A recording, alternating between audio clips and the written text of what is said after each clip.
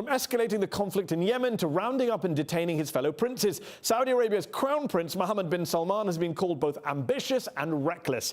In this upfront special, we'll ask a prominent US congressman why he thinks the American government should stop supporting the Saudi-led bombing of Yemen. And in the arena, we'll debate whether the Crown Prince is bent on war with Iran.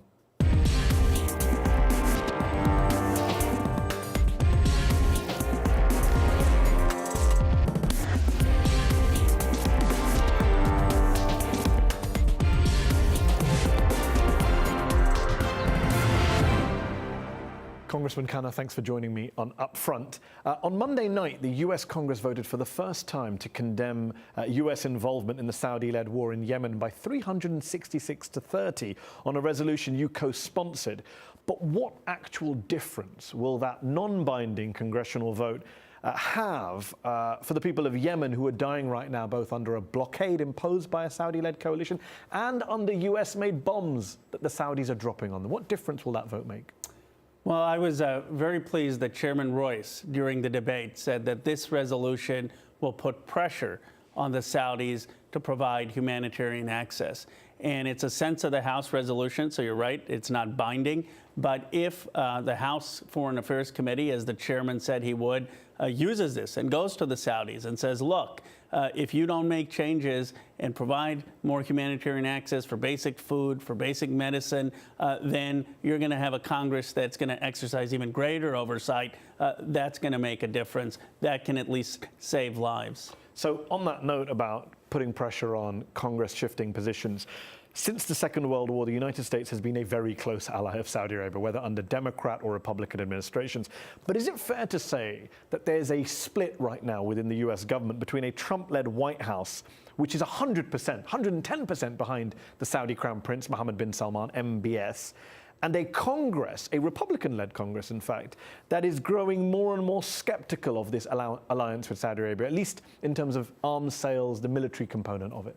There is a growing sense that our intervention in the Middle East has made us less safe, that we ought not to be aligned with the Saudi war crimes in other areas and associated with that. And so you actually have this odd alliance among progressives in Congress and some in the Freedom Caucus who are questioning the neocon, neoliberal paradigm of foreign policy and questioning what are we getting out of this relationship. You briefly served in a previous U.S. administration, the Obama administration, which backed the Saudi war on Yemen, which long before Trump arrived on the scene, the Obama administration was providing refueling to Saudi jets, targeting assistance, arms sales, diplomatic cover at the UN. So the Obama administration, your party, the Democrats in general, they don't have clean hands when it comes to Saudi Arabia or the war in Yemen, do they? Right. I think he was morally conflicted. It was not something I agreed with. I mean, it's a decision that I have said was wrong. I don't think it had the Trump level of enthusiasm, and Obama always had this sense. Yes, but if you're a Yemeni being killed by US-made bombs dropped by Saudi or UAE jets, you're not going to say, well, these bombs are less enthusiastically dropped under Obama than they were under Trump. True. You're still going to lose your life as a result of President Obama or President Trump. True, but I think that the bombing has escalated a great deal, and that civilian casualties have escalated, and the blockade has been strengthened. And so the humanitarian crisis, I think, is of a different proportion than when President Obama left office. That said, I'm not trying to say that the decision that President Obama made was right. I think he was talked into, or his administration was talked into this view that we have to view Saudi as a counter to Iran. And if we're bridging relations with Iran, then what are we going to do for Saudi Arabia? And I just don't see the world that way. You think it was a mistake to back that war? It was absolutely a mistake. So today, do you believe the U.S. is complicit in Saudi war crimes in Yemen? Today, I believe that we are aiding Saudi Arabia in Saudi Arabia's committing war crimes. Do you believe that was the case under President Obama as well? I imagine that Saudi was still committing war crimes, but I don't think it was at the scale that it is today. And I think if President Obama were in office today and he saw 1 million people who had suffering from cholera and the Saudis closing the ports, closing the Sana'a airport, not allowing chlorine tablets to get into civilians, that he would be outraged and he would put pressure on the Saudis. The Saudis would say that over the decades, they have been a loyal friend to the US. They have helped provide stability in the region, make sure the oil keeps flowing, provided intel on terrorist groups, invested in the US economy. And so their US critics, people like yourself, are ungrateful or unappreciative of that relationship. Well, first of all, 15 of the terrorists who attacked us come from Saudi Arabia. Wahhabism is one of the largest exporters of violence and non-pluralism to the world. There are ties between Saudi Arabia and terrorist groups. So to argue that they've been a voice for peace or a strong ally is very questionable. I think what they say is that they are a counter to Iran, and they are a counter to Iran's dominance in the Middle East, and that's usually the argument they make. And I just don't view the U.S. engaging in balance of power politics as something that has helped. Why do you think the US is so close to Saudi, not just to Saudi Arabia, but all of the Gulf kingdoms, none of them democracies? Is it just the need for cheap oil and gas, or is it something else? Is it something more? I think it goes back to the Kissinger view of realpolitik, balance of power politics, even in Europe. And we say if there's a rising power, we need to check that rising power. That's the essence of balance of power politics. And it's gotten us into trouble when we armed Saddam Hussein because we feared Iran. I mean, there's almost this single focus on making sure Iran isn't dominant in the region. And we view, I think, Saudis as a check on Iranian expansion. Given the strength of the pro-Saudi lobby here in Washington, D.C., is there any chance that these congressional votes critical of the kingdom, the lawsuits against the Saudis by the 9/11 victims, the much more critical U.S. media coverage of the kingdom in recent years, that any of that will actually translate into a more tougher stance by the U.S. government on the issue of Saudi Arabia?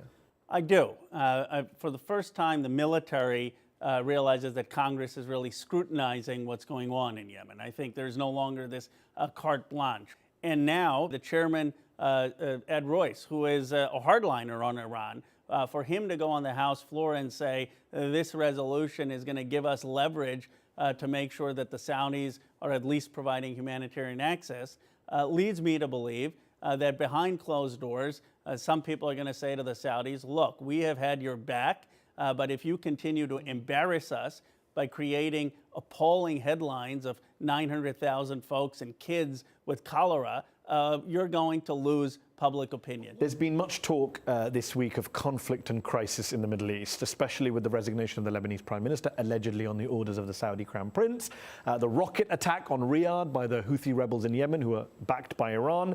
If the Saudis and/or Israel decide to launch an attack on Iran, what should be the U.S. response in your view? We should condemn it, and we should certainly not come to their defense if they are perpetrating an attack on Iran. I think that would be a declaration of war on their part, unjustified. There would be U.S. allies who would then presumably be under counterattack from Iran. You're saying the U.S. should not come to the help of its allies if they start a war with Iran?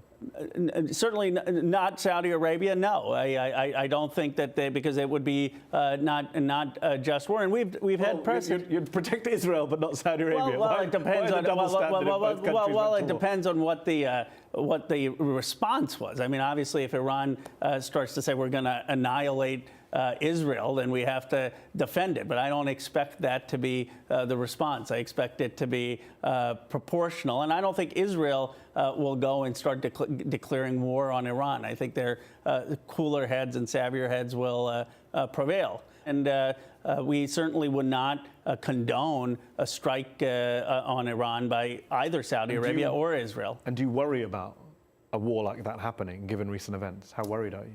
Well, Salman strikes me as not smart. And, you know, Napoleon once said worse than a crime is a blunder. And Salman strikes me as a blunder. You're talking about King Salman or his son, Mohammed bin Salman, the Crown Prince? Yeah, the Crown Prince. Yeah. And so I worry because he doesn't have... he's not judicious and he's not prudent, and he may do things that ultimately aren't even in his country's interest, which usually cause war. And that's that's my concern. But it would be utter folly for him to start a direct war with Iran. And one last question. You, like many people in the West, have criticized the Saudi ruling family for its lack of democracy, lack of transparency, its failure to guarantee gender equality, minority rights. But don't you have to be careful what you wish for? Many would say that if this Saudi government were to fall, were it to be toppled from power, it might just be replaced by something more extreme, more brutal, more anti-American. Well, I think this is the type of thinking, though, that has gotten the United States in trouble, this idea that we can somehow manage populations and install our own in our own governments. But I think that what would happen if we didn't intervene there would be a sense by the people that the United States is not a cause of their suffering or a cause of interventionism that they resent. And I think having a more restrained foreign policy, speaking out about human rights. I mean, if there was a change of a regime in Saudi Arabia and they were still oppressing women or they were still committing war crimes, we should continue to speak out and speak out with moral clarity. But I don't think we should be in the business of determining regimes in foreign countries. Congressman Khanna, thanks for joining me on UpFront. Thank you. It's been called Saudi Arabia's Game of Thrones. Under the leadership of Crown Prince Mohammed bin Salman, the Kingdom of Saudi Arabia has arrested dozens of top officials, from princes to ministers to officials in the armed forces, in what the Crown Prince is calling a crackdown on corruption. His government has allegedly detained both the president of Yemen and the Lebanese prime minister, and there's even talk of Saudi Arabia joining with Israel to attack Iran. Joining me to discuss these latest Middle East crises are Rami Khouri, a political columnist, author and senior fellow at the American University of Beirut, Shireen Hunter, a research professor at Georgetown University and author of Iran's Foreign Policy in the Post-Soviet Era, and from Maryland, Fahad Nazar, a consultant with the Embassy of Saudi Arabia in Washington, D.C., and international fellow at the National Council on U.S. Arab Relations. Thank you all for joining me on UpFront. Fahad, let me begin with you. Earlier in the show, I interviewed US Congressman Ro Khanna, and he said Saudi Crown Prince Mohammed bin Salman, MBS as he's known, strikes him as not smart and not prudent and could be taking actions that could cause a war in the region. We've already seen him fail to kind of bring Qatar to heel, fail to win the war in Yemen. Why do we think that a confrontation with Iran or Lebanon would be anything other than a failure on his part? Well, I think that Saudi Arabia's foreign policy has actually been very consistent. I think that it has adhered very closely to the laws, norms, and conventions of international relations. At the same time, I think that Saudi Arabia feels that it is more than about time that the international community starts paying much closer attention and starts to hold Iran specifically as the main state sponsor of terrorism in the region and in the world, as well as some of its many proxies in the region, Hezbollah, the Houthis, and others. It is time to hold them accountable Fahad, just before we will get to Iran, and I want to talk about Iran and Saudi and the issues you're raising. Just to stick with what I asked about in terms of recent events and MBS, the Crown Prince's behavior, are you saying that him rounding up 11 princes and putting them under detention at the Ritz-Carlton, him threatening Lebanon possibly with war, Iran possibly with war, this whole taking $800 billion apparently from corrupt Saudi citizens, that's just assertive? That's what you would call it? Nothing more than that? It's not a bigger deal I mean, than that? I think that the Saudi leadership with King Salman and Crown Prince Mohammed bin Salman has charted a very clear course of action for Saudi Arabia's future. I think that Vision 2030 that has been outlined is a broad and ambitious package of economic and social reforms that seeks to transform the Saudi economy and wean it off of its dependence on oil revenues. And it seeks to do that by reducing the size of the public sector and providing the private sector with the tools to succeed and become the driver of the economy.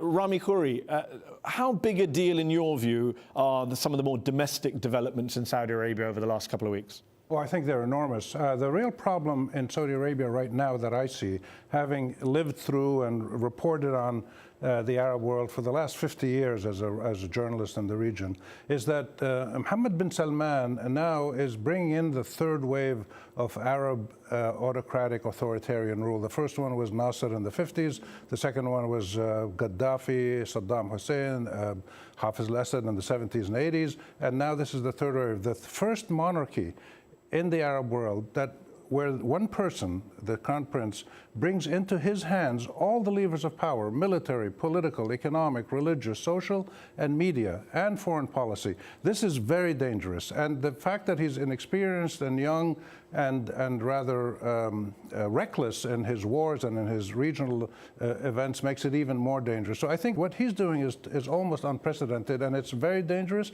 and it's, I think, for the region, it's going to be a problem. So let me put that point to you, Shireen. Rami is saying what's happening in Saudi Arabia is unprecedented. Fahad says it's part of a reform movement.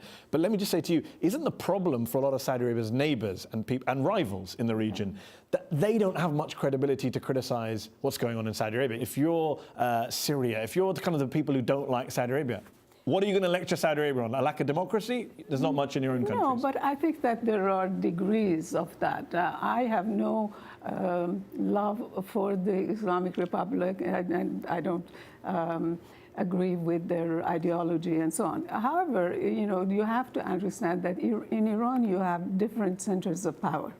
And actually, there is politics in Iran, and that in some ways could be said that is a major problem for Iran because they cannot take bold decisions. Even I think that despite whatever people say that the supreme leader calls all the shots, that's not true. And in Iran, you do have parliamentary elections. They are not perfect, obviously.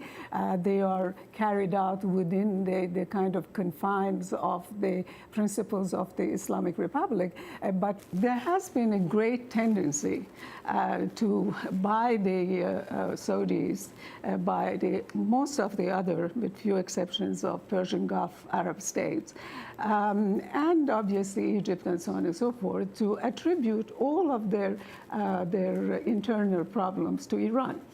I mean, I'm sorry, the Saudis are the greatest sponsor of terrorism, and they have been. Saudi ideology has destroyed the Muslim world, whether it is the Taliban, Al-Qaeda. Okay, and that is a common criticism. Let me put that point to Fahad Nazar to respond. Fahad, there is a common view that, yes, Iran supports groups that are listed as terrorist groups like Hamas, Hezbollah in the West, but when it comes to quote-unquote jihadist groups, the Al-Qaeda affiliates, that's really much more a Saudi problem in terms of ideology and financing. You know that's a very common criticism, including from members of the US government. Yeah, and again, I completely disagree with it. If Saudi Arabia was sponsoring such groups, I think there would be a much bigger outcry from the international community. It would come under sanctions the way that Iran has and the way that Hezbollah and various militant groups are. I don't think it's by accident that Iran finds itself in the position that it does. It has become an international pariah. It's become isolated. It's become subject to sanctions from a host of countries around the world. But Fahad, the Saudis lost a pretty big vote in the US Congress on Monday night. You talk about pariahs. The US Congress voted 360 to 30 to say that the war in Yemen is not authorized, that the war in Yemen is starving people, that the war in Yemen is causing a crisis in the region. Up to 130 kids a day are dying in Yemen as a result of a Saudi-led blockade and bombing campaign. You talk about being a pariah. Yemen has made Saudi a pariah, even amongst many of its Western allies. Generally speaking, the war in Yemen began, I mean, it's a civil war at its core. The violence began months before Saudi Arabia was invited, received an official request from the internationally recognized government of Yemen to support it. And there is this perception that Saudi Arabia is preventing the delivery of humanitarian aid. That is simply not true. Okay, but that's what leading human rights groups and UN humanitarian officials are saying. So they're all lying. $7 billion worth of aid, humanitarian aid in the form of food, medicine, support to the central bank, to Yemen. Just in the past 2 years, it has cooperated very closely. So everything's fine in Yemen. People are calling it the world's worst humanitarian crisis. You're telling us money's getting through, things are good. Things are going through. No, things could absolutely improve. But like I said, this is a civil war. It began when the Houthi rebels took up arms against the internationally recognized government of Yemen. It will end when those same groups put those arms down. So here's the situation that we're hearing. When the U.S. uses drones to kill people all over the world, it's legal. When Israel bombs the hell out of Gaza and imprisons 10,000, 15,000 Palestinians, it's legal. When the Saudis make the greatest catastrophe in Yemen ever, it's legal. When Sisi puts 40,000 people in jail, it's legal. It's all legal. It's all legal according to the rules they wrote. And they're unelected, unaccountable. They deal with non-participatory political systems. It's incredible. So what we're dealing with is a growing fraternity of authoritarian tyrants who are now directly chromosomally linked to the United States leadership. Where does it lead? Where does it lead, Rami? Where does it go? What happens next then, if that's what you're saying is Well, developing? I think we can see in modern history, especially in the last 15, 20 years, when the pressures build up too much on ordinary citizens, they push back. And so the systems that we have in the Arab world, and I'm talking about the Arab world now, Iran, Turkey, Israel are different, are building up pressure again with massive, massive amounts of disparity and poverty and marginalization and powerlessness. It will manifest itself again as it did 6, 7 years ago in the uprising. You think we're due another Arab Spring? Well, we'll have something. We don't know what it is. The difficulty is when you have the American government and the Russian government and externally other powers like Iran, like Turkey, like some of the Europeans,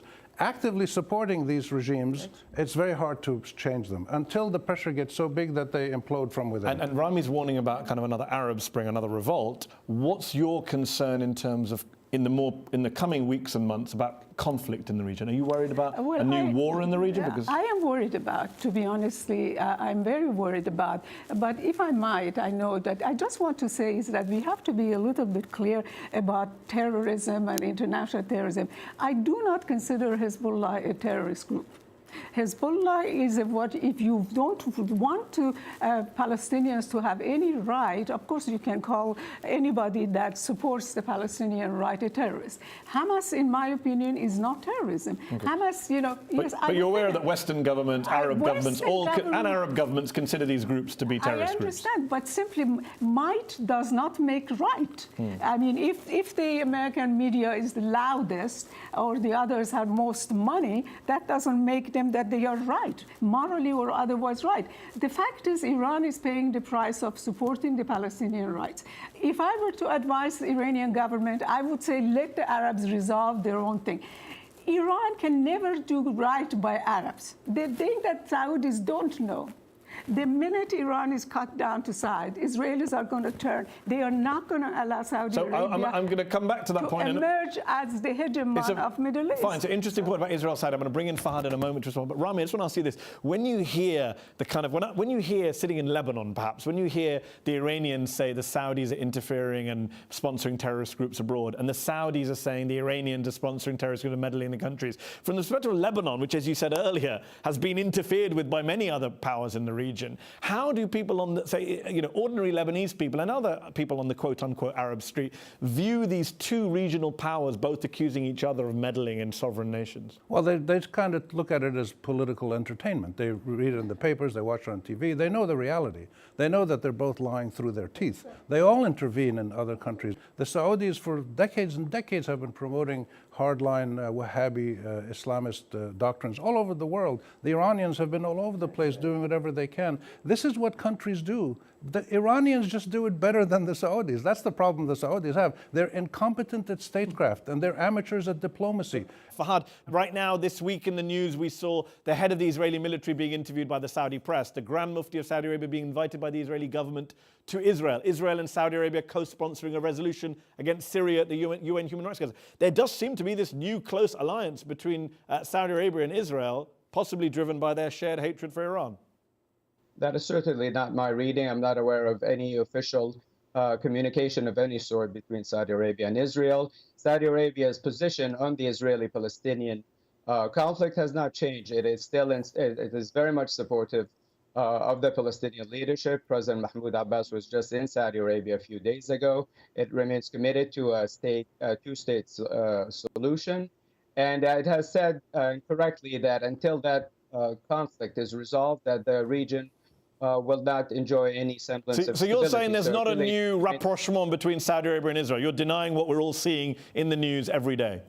That is my reading. Just because Saudi Arabia and Israel are concerned about Iran's very destructive role in the region, that does not necessarily mean that this is an alliance.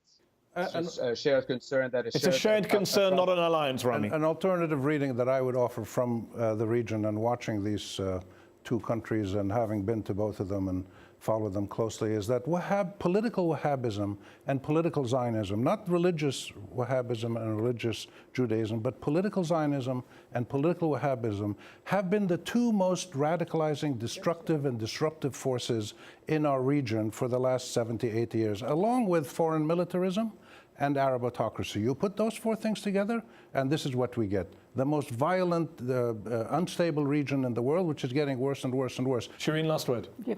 Well, I think that what Prince bin Salman, which it seems to me, frankly, he has one biggest problem. He was too much spoiled by his father.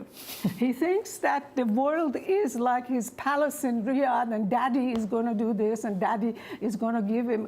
He is going to realize that outside world is something completely different in ways that he cannot even imagine at the moment.